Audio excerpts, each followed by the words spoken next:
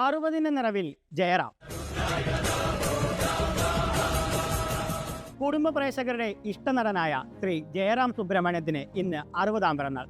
മലയാള സിനിമയിൽ തൻ്റെതായ ഒരു ഇടം സൃഷ്ടിച്ച നടനാണ് ശ്രീ ജയറാം. മലയാളത്തിൽ കൂടാതെ തമിഴ്, തെലുങ്ക്, കന്നഡ, ഹിന്ദി എന്നീ ഭാഷകളിലും അദ്ദേഹം അഭിനയിച്ചിട്ടുണ്ട്. മിമിക്രി കലാരംഗങ്ങളിലൂടെ ജനശ്രദ്ധ നേടിയ ജയറാം 1988-ൽ പ്രശസ്ത സംവിധായകൻ ശ്രീ പത്മരാജന്റെ അപരൻ എന്ന സിനിമയിലൂടെ മലയാള സിനിമയിലേക്ക് അരങ്ങേറ്റം കുറിച്ചു.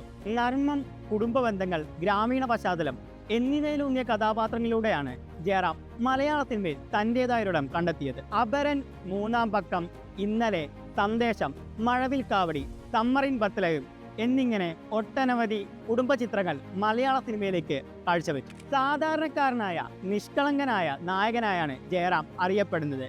ഹാസ്യ കഥാപാത്രങ്ങൾ അനായാസമായി ചെയ്യാനുള്ള കഴിവ് അദ്ദേഹത്തെ കുടുംബ പ്രേക്ഷകരുടെ ഇഷ്ടനടനാക്കി. മികച്ച നടനുള്ള സംസ്ഥാന അവാർഡുകളും മറ്റു മികച്ച അവാർഡുകളും കൂടാതെ 2011-ൽ രാജ്യം പത്മശ്രീ കൊടുത്തും അദ്ദേഹത്തെ ആദരിച്ചു. ചെണ്ട വിദ്വാൻ, ആനപ്രേമി എന്നും ജയറാമിനെ ആരാധകർ വിശേഷിപ്പിക്കാറുണ്ട്.